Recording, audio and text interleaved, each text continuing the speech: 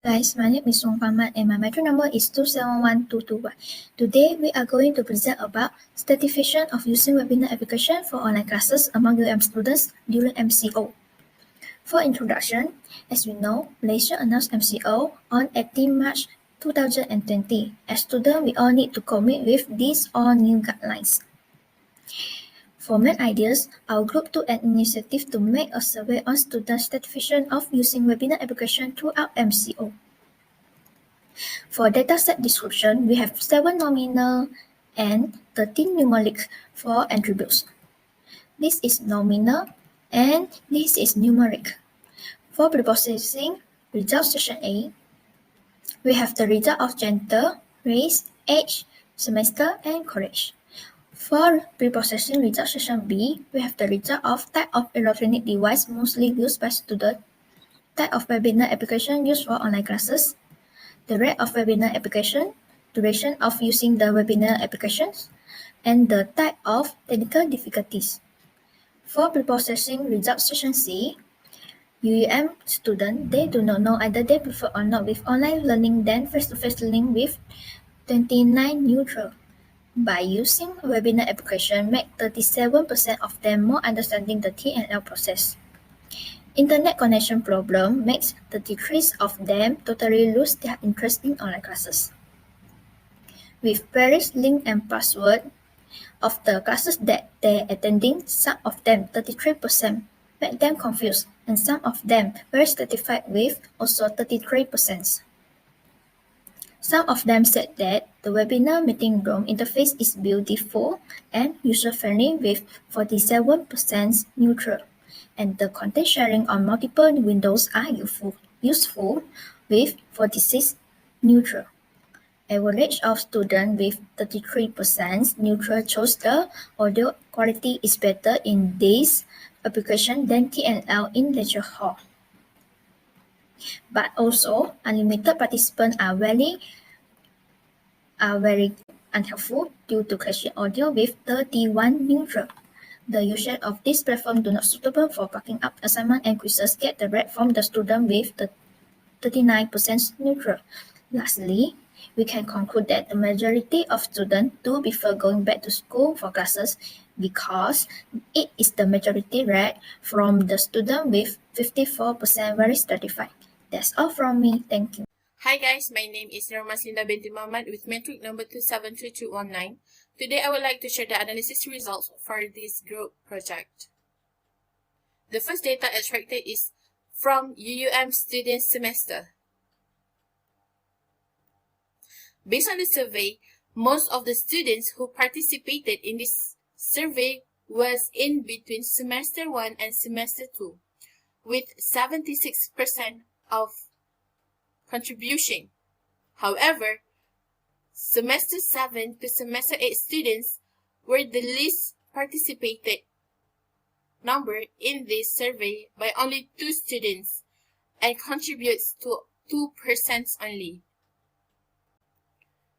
As you can see from the slide, this is the data that will be used to calculate the mean, median, mode, and standard deviation of UUM student semester. The mean of student semester is 2.16 by dividing the total of frequency multiplying with midpoint to the sample number. As this is the group data, to calculate the median, the formula used is shown in the slide. Thus, the median of student semester is at position 50th and valued as 1.82. For the mode of student semester is 1.63. Standard deviation of student semester is 1.33 by square rooting the variance. In this question, you also need to draw the box plot.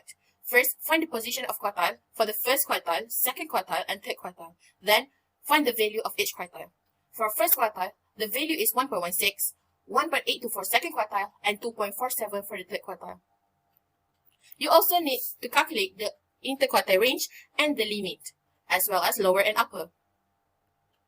This is the descriptive data that will be used in drawing the box plots. This is the geared box plot. Thank you. Hi, my name is Ilya Masarah binti Muhammad with the metric number 270074. Today I want to talk about duration of using the webinar application by the UVM students. First of all, most of the students spend 4 to 6 hours per day using the webinar application for online classes with the frequency of 48 and it contributes to 48%. And the duration for 0 to 2 hours was the least chosen by the students, who was only 7 students only was agree with the 7% as a percentage.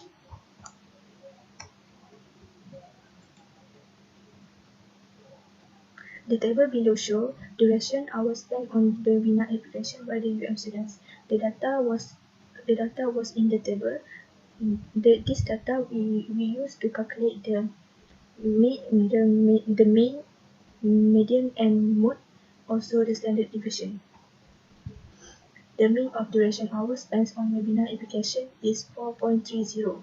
We calculate the total of frequency, multiply by the midpoints, and divide by the sample. Next, the median duration hours spent on webinar application is first steps. We got 50 position, and the second steps is we got 4.42. Mode of duration hours spent on webinar application is 4.5759. And the standard deviation of students spent hour on webinar application is 1.57. Next, we have to create a box. First, we need to find the value for quarter 1, quarter 2, and quarter 3. Quarter 1 we got 25, quarter 2 we got 50, and quarter 3 we got 75. Next, the total quarter is quarter 1 we got 3.09, quarter 2 4.42, and quarter 3 5.46. Next, we need to calculate the RQR, which is quarter 3 minus by quarter 1. We got 2.37, as well as to calculate the lower limit and upper limit. In the table below we show the value to create the box plots. This is the box plots. Thank you. Hi, my name is Shari bin Mahelmi and my metric number is 269765. So, I'm gonna share with you guys about our hypothesis test and our conclusion. Hypothesis test. Normally, before the coronavirus pandemic happened, we believe that the total duration spent by University Utara Malaysia students on webinar application for online class is at least 5 hours per day. A random sample of 100 UM students as the respondent provided a mean of 4.30 hours of spending on webinar application daily with a standard deviation of 1.57. Through considering a significant amount of 2%, we assume that our acceptance is correct. Before we go furthermore, I'm gonna share with you guys about our step-by-step of hypothesis test. Step number 1, the HO, we take it the sample is more than 5. The mean is more than 5.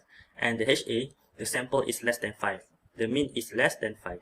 Step 2 is significant level. Our significant level is 2% or 0.02. The step number 3 is our calculation of Z value.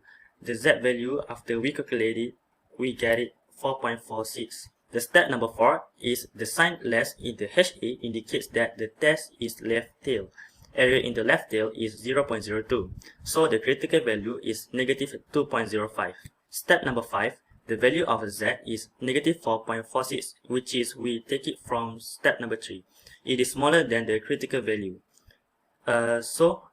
We reject HO because the critical value of Z is negative 2.05 and the value of test statistic is less than the critical value of Z. The final step is step number 6, interpretation. By using 2% significant level, the average of sufficient data may conclude that the mean of majority students spend their time on webinar application for online classes per day is less than 5 hours. The conclusion. Overall, it may be said that due to COVID-19, many of students, especially from university, had to change their face-to-face classes into online classes. It may give a burden to the students in their learnings, especially for the students that are unable to get internet connection and students of semester 1 that do not use or familiar to the university life. Through this survey, we can see that UM students respond to the satisfaction of using webinar application throughout MCO. So that's all from us. Thank you for listening. Have a nice day.